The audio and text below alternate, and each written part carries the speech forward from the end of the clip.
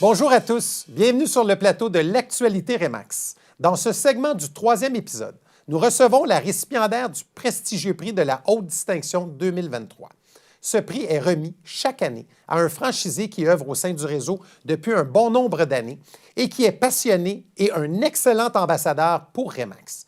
Notre récipiendaire représente tout cela et bien plus, et nous sommes heureux de la recevoir à l'émission, Mme Micheline Beaugrand. Micheline, bonjour. Bonjour, Marc. Micheline, tu as joint le réseau en 1984, franchisé 1993, oui. 40 ans. Ouais. Tu es une pionnière chez Remax. Est-ce que ça a vraiment commencé en 84? Non, en fait, je suis devenue courtier immobilier en 1983 au permanent. Parfait. Et ta formation, Université McGill, oui. Formation en sciences politiques, oui. Il y a plein de choses qui te passionnent à l'époque. Parle-nous-en. Bien, à l'époque, j'étais vraiment passionnée de sciences politiques. Je suis allée à McGill, moi, pour faire de McGill français. OK. On attendait l'Université du Québec à ce moment-là. Et, c'est ça, j'ai travaillé au sein de partis politiques. Ah, OK. J'ai même failli être représentante de comté dans le comté de René-Lévesque à l'époque.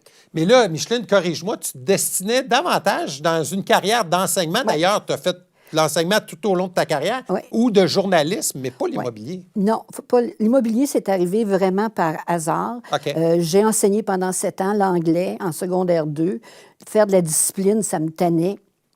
Et à un moment donné, je suis tombée enceinte, j'ai pris un congé de maternité, okay. 1 année sans solde, et je suis allée au Salon national de l'habitation. Il y avait un kiosque qui disait « Faites carrière en immobilier ». Ah, oui. Et 3 semaines plus tard, j'étais courtier immobilier.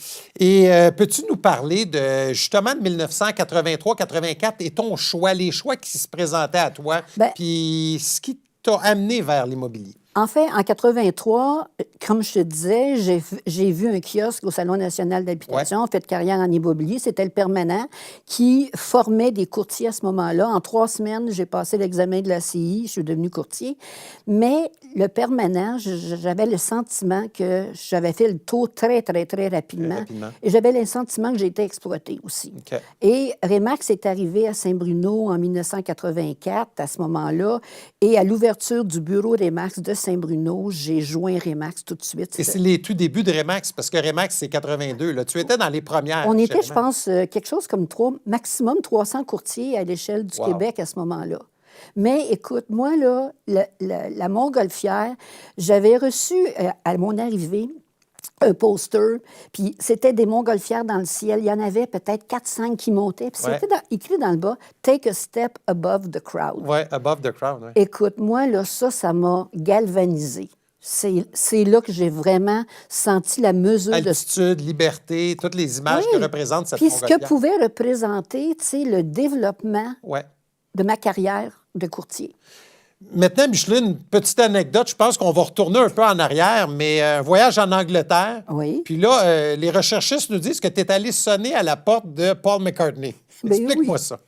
En fait, moi, je suis une groupie, je suis une fan finie.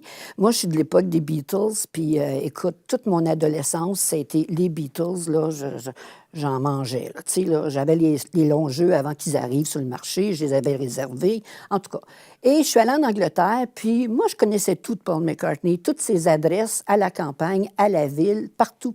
Ah ouais. Et à un moment donné, on est dans la campagne anglaise, comme par hasard, mais en fait, c'est moi qui conduisais, donc je savais très bien où aller. Puis je me suis rendue à Peasmarsh, qui était la ville de sa résidence principale en Angleterre à ce moment-là. Et je me suis rendue à sa porte. Et là, j'étais avec ma sœur. Ma sœur, elle me disait, hey, là, il faut sonner à la porte. Tu vas enfin avoir la chance de le rencontrer, tu sais. Puis là, j'étais trop gênée. Tu sais, je disais, oh non, je peux pas faire ça. Regarde-moi la tête, ce que j'ai l'air. Je suis même pas maquillée, tu sais. Oh non, je fais pas ça. Ma sœur est sortie de l'auto, puis elle a sonné à la porte. C'était à la campagne. La grille s'est ouverte. Et là, ma sœur a dit, fonce, rentre, là, t'as la chance.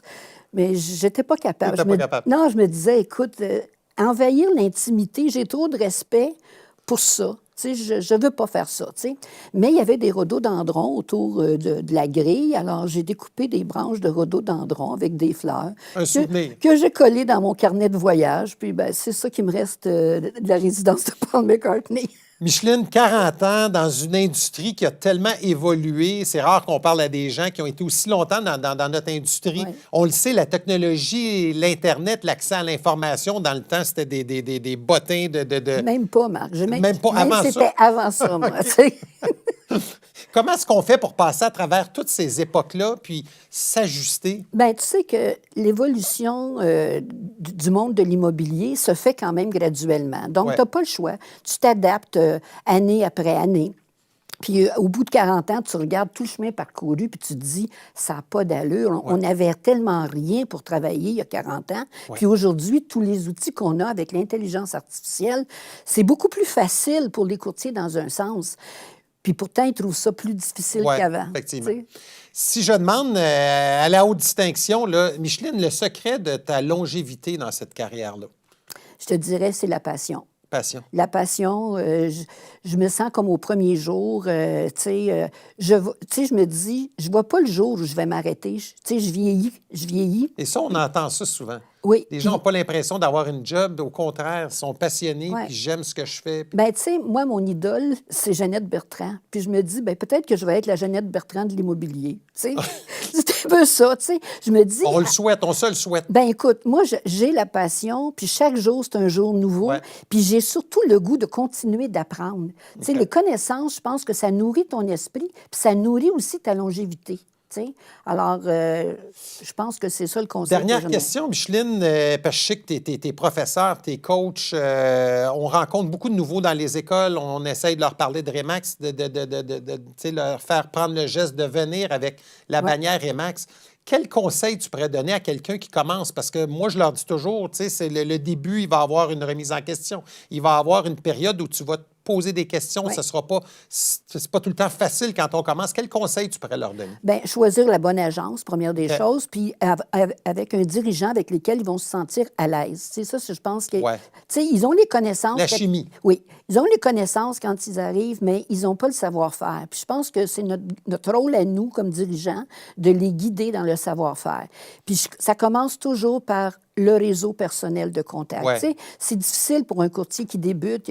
Il ne s'est pas fait voir, il ne connaît pas nécessairement le marché, mais il y a autour de lui des personnes qu'il connaît. Tout à fait. Alors moi, je leur dis, la première journée, tu vas faire la liste de toutes les personnes que tu connais. Tu commences par ton père, ta mère, tes frères, tes soeurs, tes oncles, tes tantes, tes cousins, tes cousines. Et peu importe l'âge, Micheline, on a des réseaux de contacts à n'importe quel âge. Ben oui, c'est sûr. Tu sais, même les jeunes qui débutent, ben, ils ont des oncles, des Ouais. tantes, puis ils peuvent travailler avec ces gens-là au départ. Ils ont des anciens collègues de travail. Tout à fait. Tu sais, ça peut être des gens plus âgés avec lesquels ils ont travaillé. Ouais. Il s'agit de travailler avec ces gens-là, de se faire connaître dans ce réseau-là.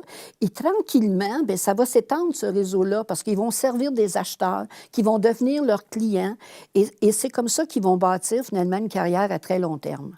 Super intéressant. Merci beaucoup, Micheline Beaugrand. Écoute, Puis encore une fois, félicitations. Ben, la écoute, haute distinction cette année chez Remax. Si je me permets, Marc, Ouais. tu sais, c'est flatteur d'avoir le titre de grande distinction, mais la grande distinction, ça vient avec des gens qui t'entourent, tu sais. J'ai Ouais, des gens ton qui équipe. m'entourent, j'ai une équipe, j'ai 50 Tout à fait. courtiers, puis tu sais, c'est eux qui m'aident tous les jours à m'améliorer. Mon personnel de soutien également, tu sais, puis mon adjoint, tu sais, qui est là, qui est omniprésent. Une belle grande famille. Oui, c'est une famille. T'as raison. Bien, merci beaucoup, Micheline, de ton passage à l'émission. Puis Merci. on te souhaite encore plusieurs années au sein du réseau. Puis bonne chance à tout le monde. Merci. Merci.